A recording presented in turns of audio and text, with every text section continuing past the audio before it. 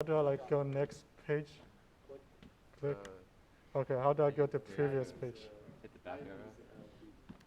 Oh, okay, sick. There we go. Sick, thank you. You guys all set? All right, cool. Are we done? Can we just move this? Yeah. So I'm gonna pass the mic to you for the introduction, and then you're gonna pass it back, and then I'll pass it to you when it's your section. Sounds good. Cool. All right. I talk to the mic and I look at the camera, right? Cool. So, hello everyone. We're gonna talk about Unicode and deep learning and attacks and cybersecurity. Buzzwords. Yeah, huge buzzwords, but we're gonna make it work, and I promise you, it's totally not bullshit. Let me introduce ourselves first.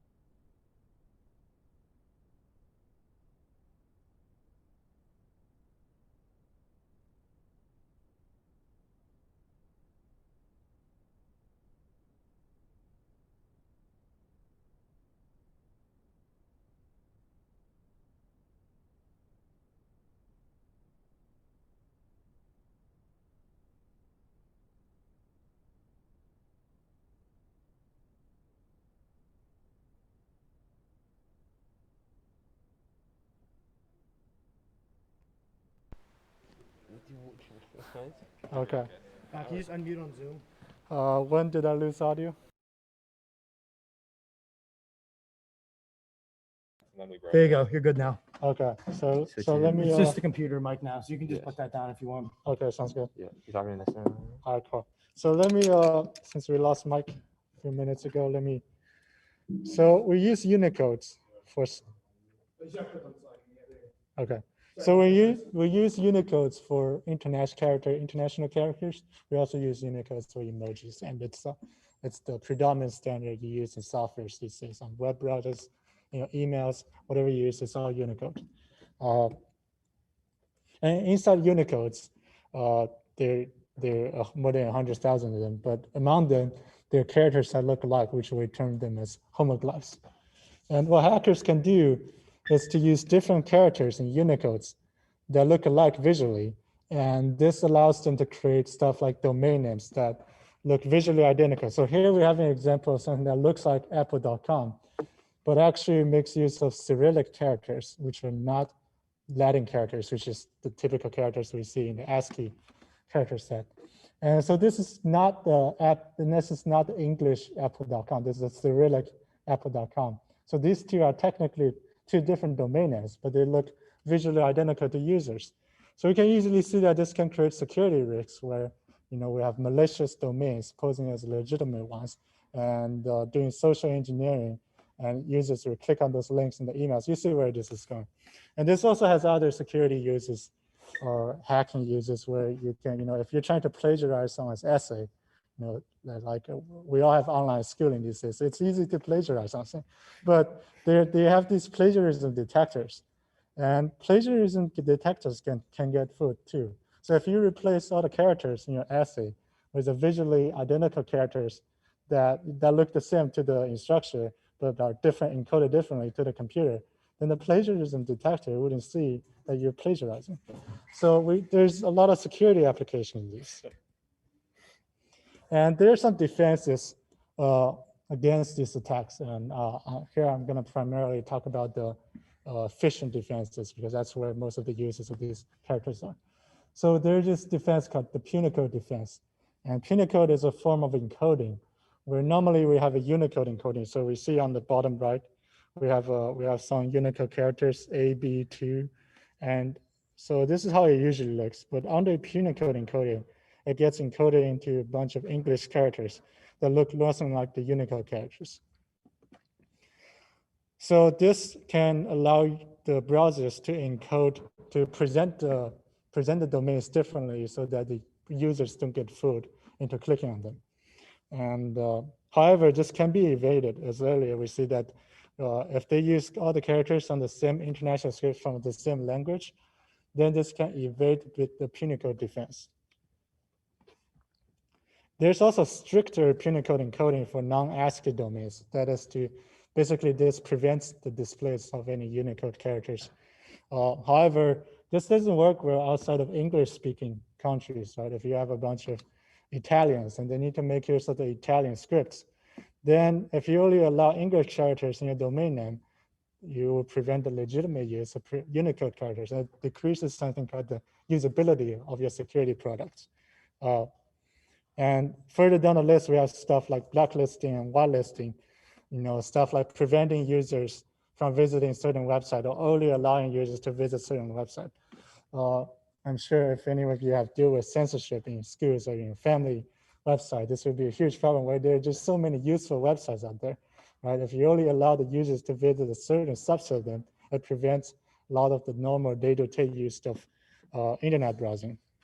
There are also predictive algorithms. However, I'm not going to talk about them here because they're mostly slow and ineffective. So we see that the defense is not adequate. How can we further assess the risks of that are present in this Unicode system? One way is to attack them, right? One way is to attack these systems so you can know what kind of risks and threats you face. And to attack these systems, we have to make use of homoglyphs to create visually confusing strings. And we have some official databases for these homoglyphs that allow security practitioners to replace the characters in their strings to create visually confusing domain names or whatever. But these official databases, these public databases are mostly incomplete. You have maybe 1,000 homoglyphs out there, but there are more than 100,000 characters in Unicode. And many of these homoglyphs are still unidentified. And we'll show this later with our approach, with our deep learning approach, that we found many previously unidentified homoglyphs. And what we do is to expand our homoglyph databases that are publicly available so that we can better assess the risks that are present in these Unicode systems. And we use deep learning, which we'll briefly talk about.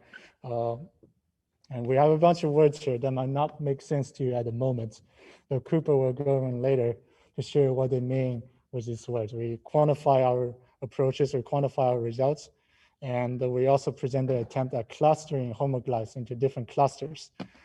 This is a more logically consistent data structure and also allows security practitioners to make use of this information without having gigabytes of storage.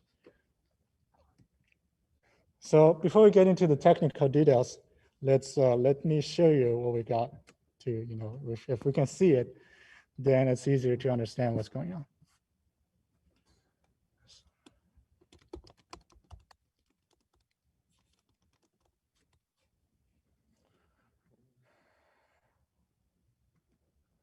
So here I'm connecting to my personal computer. And I already ran some of this code earlier. So running our full algorithm would take hours. So I'm not gonna do that here. What I'm gonna do is to share some of the results we find. So here we have, for example, we find this set of homoglyphs. So here we have one character. We randomly select from our results, and here is one character that we randomly selected. I don't know what this character is. Presumably it's a Chinese character, but it's probably a rarely used Chinese character. And here's another one that looks very visually similar. So these characters are not previously recorded as homoglyphs. So we found this previously unrecorded homoglyphs with our deep learning approach. And here's another one. This looks like a Korean character, and they look very similar to me, at least. And here's another one. This is an Ethiopian character, and we have two Ethiopian characters that look very visually similar. And this is an Egyptian. These are Egyptian characters. Actually, Arabic, I believe. And this is another. Oh, never mind. This is repeating. So we found these previously unrecorded homoglyphs, and we found more than 8,000 of them. This is just a few randomly selected ones. We also found these that are more conventionally look like English characters. Since English characters is still what's primarily used in domain names these days, what looks like English characters would carry more security risks. And I don't know what languages they come from. There are actually a bunch of languages they make use of characters that look very similar. And we can see here that this is actually false positive. Our algorithm is not perfect. And here we found a character that looks like 3, but it groups it together with other characters that look like S. So this is a false positive. But all these other characters look like true positive. That is, they look like correct predictions. So those were some visualizations, and the source code is actually online. So you can, we'll share the link to our repository later so that you can run the stuff on your own to look at our results. And Cooper will talk about some of the more technical details. Hey everyone, so I'm going to be talking a little bit about our deep learning approach. I like buzzwords. Hopefully you guys like buzzwords, so let's get right into it. So this problem of identifying homoglyphs is a classical computer vision problem. So one of the most classical computer vision problems is called classification, where you take an image or an animal, you say, okay, is it a cat or is it a dog?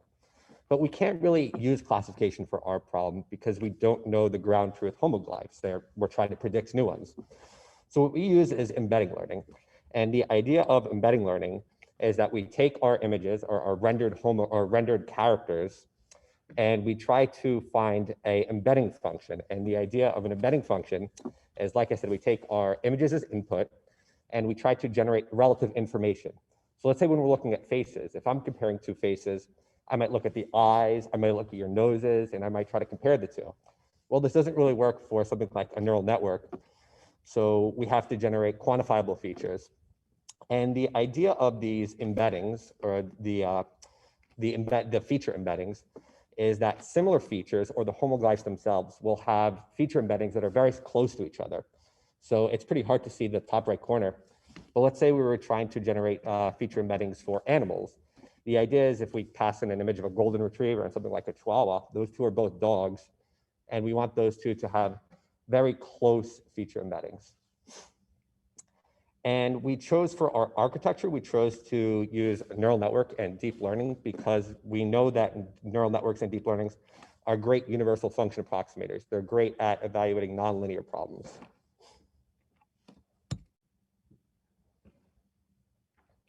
So this is a supervised learning problem. And what that means is that for supervised learning, we need actual labels for our data. So let's say for an image of a golden retriever, the label would be that it's a dog.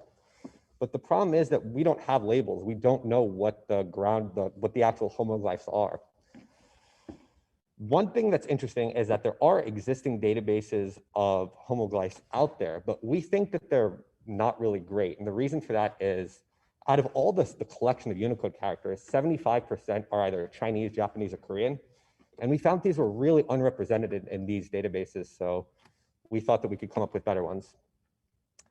And so for our weak labels, so for data that, okay, if I take the letter A and the letter B, those are not homoglyphs. And so we take into account that in general, characters are not homoglyphs.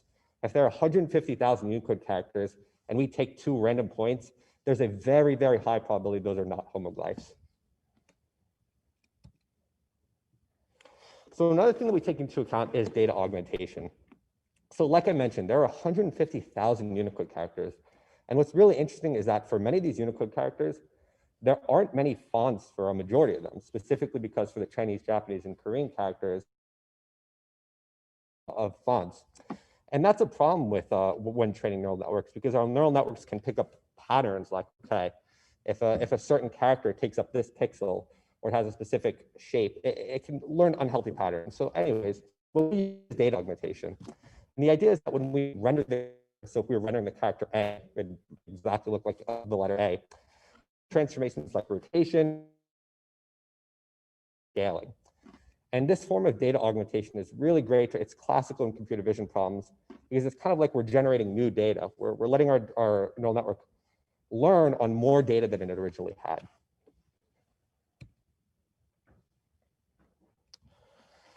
So there's 2 ways to evaluate homoglyphs. So if we think of pairwise comparison, it's exactly what it sounds like. I'm taking 2 characters and I'm saying, okay, are these homoglyphs? And for our case, this isn't really great. We wanted to kind of keep in mind security practitioners when we're generating this data set. So the idea is that we wanted to generate we wanted to cluster our homoglyphs into equivalent classes. And what that means is we don't just want to say, okay, the letter A has this homoglyph, it has this homoglyph. We want to take all the homoglyphs of letter A and group them into what's called a cluster. And that's really great because it's super efficient for security practitioners to look up just the homoglyphs for letter A. If that's a concern on whatever you're working on, then you just look up the letter A and you have that group of homoglyphs that you can look out for. But the problem is that for clustering them into equivalent classes, it's a little bit more of a complicated problem. And I'll go into that in a second, I believe. Yeah, so I'll mention, like I said, we need a clustering algorithm. We need to group these homoglyphs together. And what's really difficult is that a lot of the existing clustering algorithms out there, they're not great for our problem. And there's a few reasons for that. A, because we don't know how many homoglyph classes there are. There could be thousands, there could be a few, we don't know. And so the idea is that we developed our own. It's not great, and I'll go into that later. So there was an existing solution to find homoglyphs, and it used a metric called normalized compression distance. And you don't need to know what it is. All you need to know is that we're better than that. that's pretty much it. So the idea for our feature embeddings is that when we take 2 feature embeddings, the idea is, like I said, we want them close in distance. And we use a metric called cosine similarity.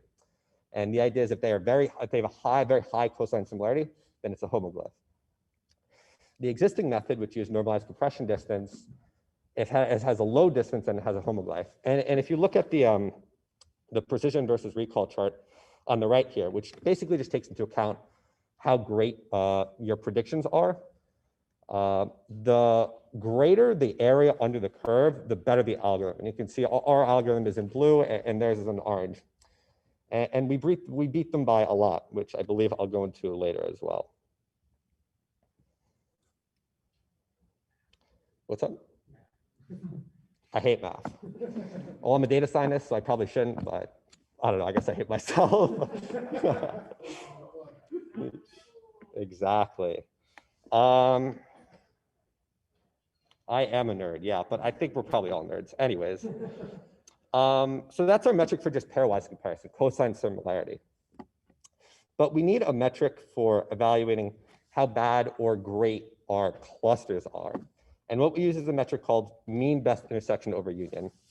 And it's decently complicated. I did the research and I think it's complicated, so I'll try to explain it as simply as possible.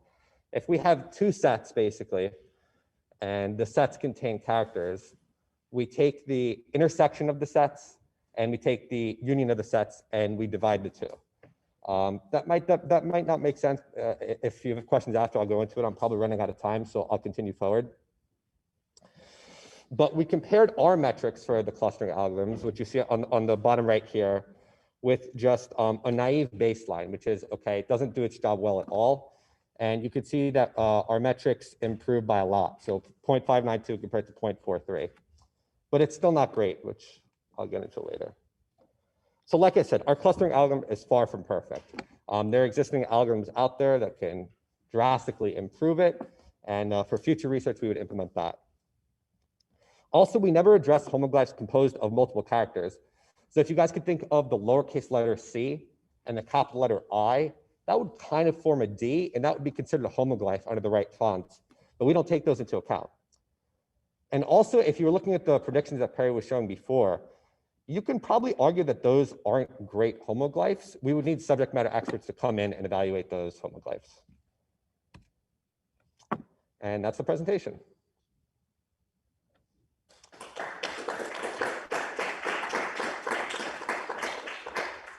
Does anybody? Yeah. Excuse me, would you mind going into the math a little bit? You do have a little bit of time. If you're okay with that, I'm just curious. You cool with it? Yeah, sure. Sure. We're not talking about something in-depth, but like, yeah, I'm kind of What's up? Oh, I've been talking for way too long, so you're going to answer. What is the math question? I was just asking, like, if you could go into this at all. Okay, yeah, sure. So here we're doing some operation on the sets we have. What I mean by sets is the sets of homoglyphs we have. The sets of homoglyphs that actually exist, that we know to exist, versus the sets of homoglyphs that we predicted to look the same. And intersection between a predicted set and a set we know to exist basically tells you, in a way, it tells you the overlap between our predictions and the actual character set all look similar. And we divide that by the union here, so that it kind of normalizes, it punishes if our predictions are too large.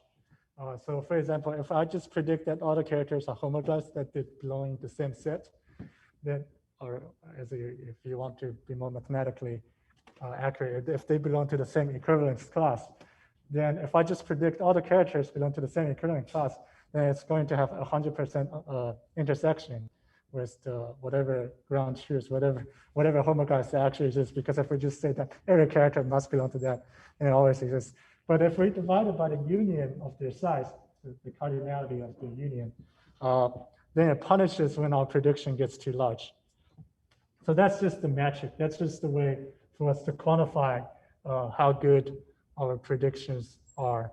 And with this kind of metrics, we can compare our approaches to other approaches.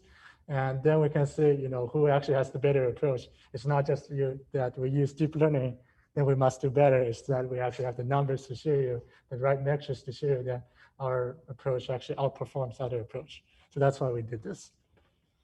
Hey, thank you. And I got one more, and I'm sure the stream can hear me because I'm super loud. So I'm like kind of newer to like the machine learning and all that, and like deep learning. So the way you guys are doing this is there's labels on all of the characters you guys are analyzing. Is that what it is? Yeah. So we come up with something called weak labels. The label tells us which set it belongs to, which equivalent class it belongs to. So if we have A, B, C, right? Presumably A, B, C would have different labels because they look different from each other. So you guys generated it. Yeah, we generated the labels. No, I probably Yeah, did that. that's fine. Yeah, I know, there was just a lot there, and I was just like, ooh. Yeah, there's a lot of math going on. We're just touching on a little bit here, which is required to, kind of evaluate how well we do here. So the labels, they tell us which equivalence class the character actually belongs to. What we call them weak labels is because it's not the actual label. It's not what actually, we don't actually know for sure that one character, if we randomly pick a Korean character and we randomly pick a Chinese character, we don't actually know for sure that they look differently. We call it weak label because we assume that they look differently based on our pre-existing knowledge of characters. We know that the chances are good that they belong to different classes. So that's why it's called weak label. If we know for sure whether they look different or not, they will be just labeled, but we don't know, so it's called weak labels. That's great. Yeah. All right. Is there any other questions? Cool. Thank you all.